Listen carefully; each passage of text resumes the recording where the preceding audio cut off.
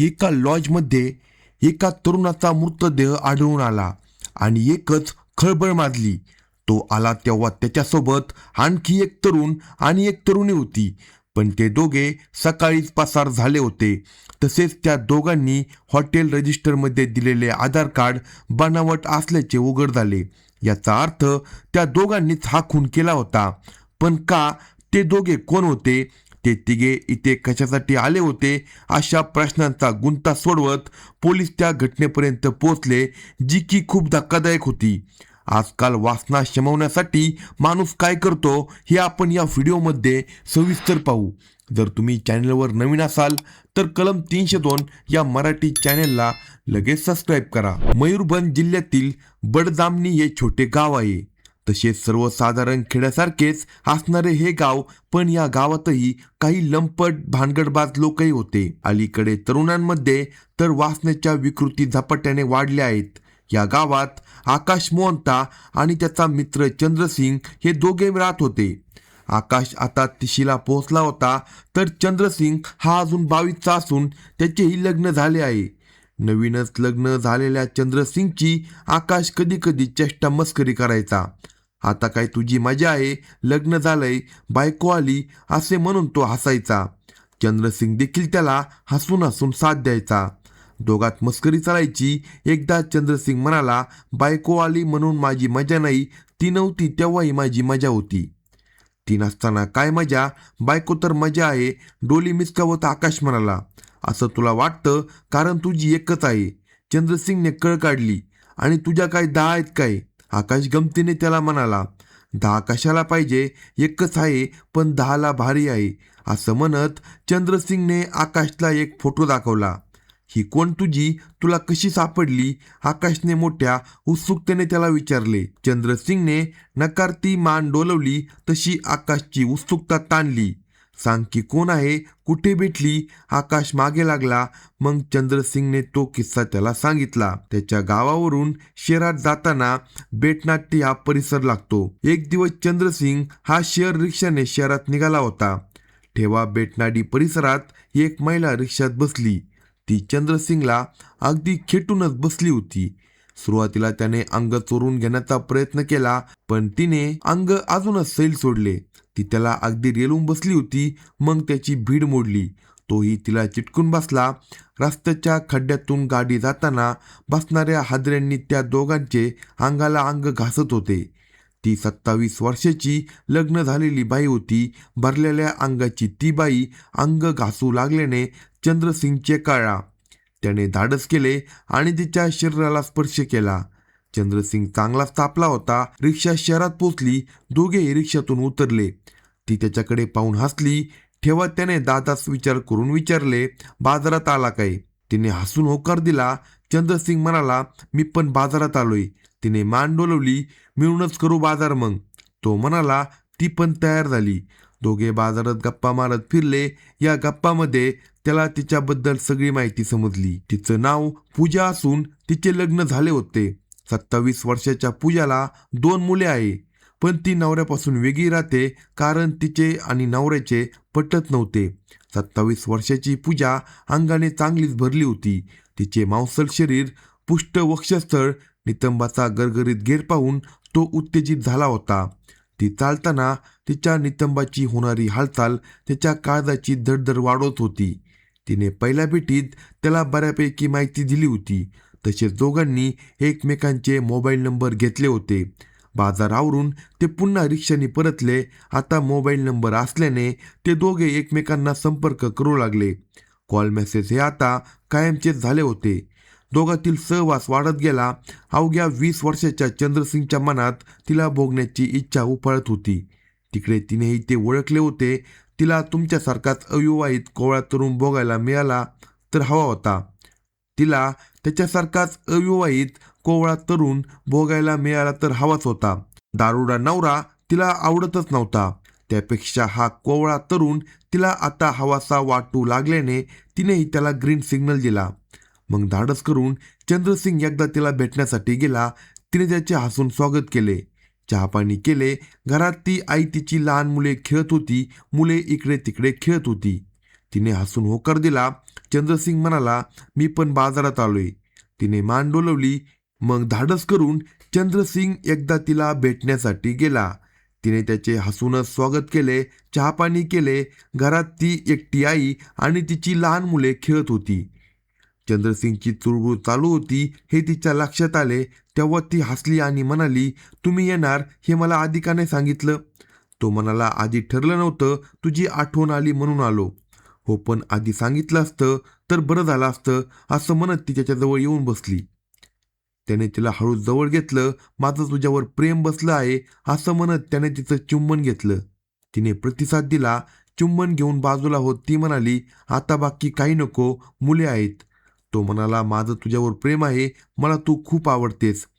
मलाही तू खूप आवडतोस असे म्हणत तिने त्याला होकार दिला. मी उद्या येतो असे सांगून तो बाहेर पडला. दुसऱ्या दिवशी तयारीनेच तो तिच्याकडे गेला. तेव्हा ती घरात एकटीच होती. त्याने विचारलं, मुलं कुठं आहे? तिनं उत्तर दिलं, मुलांना जरा माहेरी आईकडे ठेवलं आहे.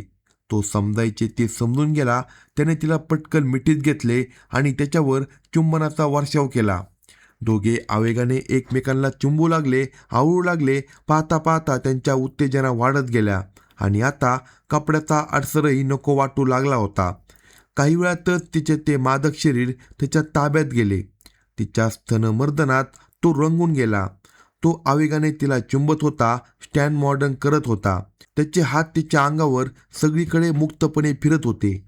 ती उत्तेजित झाली होती. कधी एकदा खेळ सुरू होतो असे तिला झाले होते. ती त्याला अंगावर ओढून घेत होती. तोही आता कामातूर बनला आणि तिच्यावर स्वार झाला. पाहता पाहता समागमाला उधाण आले. जोरदार संभोगाने ते शांत झाले.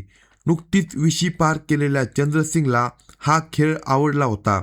तिच्या शरीरासाठी तो वेडा झाला होता, तर त्याच्या नव्या जवानीचा जोर तिला आवडला होता. आता दोघांमध्ये वारंवार शरीर संबंध होऊ लागले. त्याचे लग्न झाले तरी तिचा नाद काही सुटला नाही. त्याची कथा ऐकून आकाशच्या मनात वासना जागी झाली. तो म्हणाला, तू खरोखरच या बाईकडून सुख घेतो का? अरे म्हणजे काय, आज पण आम्ही कधी तिच्या घरी, कधी शहरात हॉटेलला जाऊन मजा करतो. चंद्रसिंगने त्याला सांगितले. मला नाही पटत. आकाश आपल्या ठेक्यावर ठाम होता. आता तुला कसं पटणार? चंद्रसिंगने विचारलं. तू कॉल कर बघू तिला. आकाश आता चांगलाच तापला होता. मग चंद्रसिंगने तिला फोन केला आणि बोलू लागला. मग मात्र आकाशला त्याचे बोलणे खरे वाटले. आपल्यापेक्षा लहान पोरगा बाहेरची बाई फिरवतो हे पाहून आकाशच्या मनात वेगळीच इच्छा निर्माण झाली. त्याने गोड बोलून चंद्रसिंगला जाळ्यात ओढले. तू आणि मी तिला घेऊन हॉटेलवर जाऊ असे तो म्हणू लागला.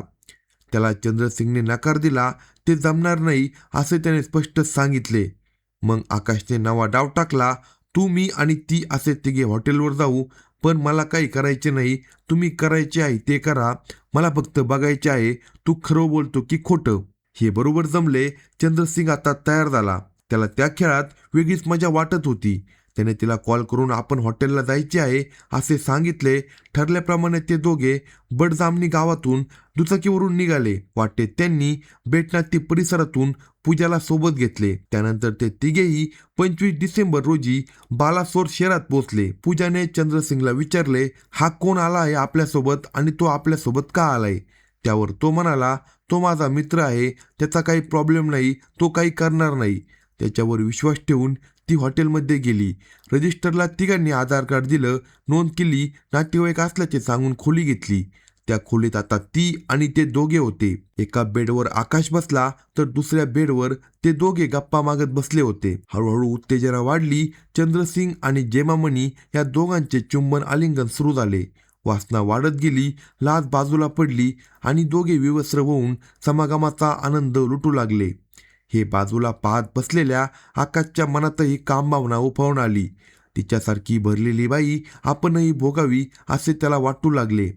शरीर सुख घेऊन तृप्त झालेल्या त्या जोडीजवळ जाऊन तो बसला.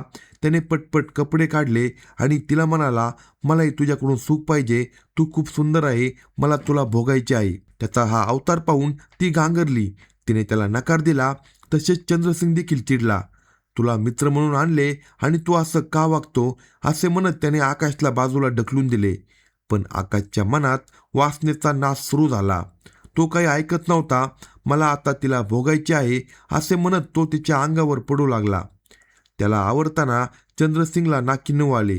त्याच्या त्या वागण्याने तो चिडला. त्याने मागचा पुढचा कसलाही विचार न करता आकाशवर हल्ला केला. त्याला खाली पाडून तो त्याच्या उरावर बसला आणि त्याचा गळा आवळू लागला. त्याने पूर्ण ताकदीने आकाशचा गळा आवळल्याने काही वेळातच आकाश निश्चित पडला. त्याचा जीव गेला हे लक्षात येताच ते दोघे घाबरले. आता आपली धडगत नाही हे लक्षात आल्याने त्याने सकाळी लोक जागे होण्याआधीच हॉटेलमधून पळ काढला. हॉटेलमध्ये कामगारांच्या निदर्शनास मृतदेह आला तसे सकाळी सगळेच हादरले. तातडीने पोलिसांना खबर देण्यात आली. पोलिसांनी घटनास्थळी पाहणी करून सारे सोपस्कार पार पाडले. तपास सुरू झाला. या मयत व्यक्तीसोबत आणखी एक तरुण आणि तरुणी आले होते ही माहिती कर्मचाऱ्यांनी पोलिसांना दिली. पोलिसांनी हॉटेलमधील नोंदी तपासल्या असता आकाशचे आधार कार्ड ओरिजिनल होते तर त्या दोघांनी आधार कार्ड बोगस दिली होती असे दिसून आले. ते हॉटेलमध्ये राहताना बनावट नावाचा आधार घेत असावे असा संशय आहे. या संशयातून पोलिसांनी तपास यंत्रणा राबवली. चंद्रसिंगला मयूरभंजमध्ये आणि पूजाला जाजपूर जिल्ह्यात अटक करण्यात आली. पोलिसांनी दोघांनाही ताब्यात घेतले आणि त्यांच्याकडे चौकशी सुरू केली तेव्हा त्यांनी हत्येची कबुली दिली. पोलीस तपासात असे दिसून आले की 25 डिसेंबरच्या रात्री आकाश आणि पूजा हॉटेलच्या खोलीत मद्यपान करत होते. आकाशने पूजासोबत शारीरिक संबंधाची मागणी केल्यावर वाद सुरू झाला. आकाशचा प्रियकर चंद्रसिंगने आक्षेप घेतला. परिस्थिती तिघांमध्ये हाणामारीपर्यंत वाढली. दारू आणि रागाच्या नशेत परिस्थिती धोकादायक टप्प्यावर पोहोचली. या वादात चंद्रसिंग आणि पूजा यांनी आकाशचा गळा दाबून खून केला. हत्येनंतर त्यांनी आकाशचा मृतदेह हॉटेलच्या खोलीत सोडून ते पळून गेले होते. आता ते पोलिसांच्या ताब्यात असून पोलीस प्रत्येक पैलूची कसून चौकशी करत आहे. अशाच नवनवीन क्राईम स्टोरी ऐकण्यासाठी कलम 302 या मराठी चॅनलला सबस्क्राईब करा आणि आपल्या प्रतिक्रिया कमेंट बॉक्समध्ये कळवा.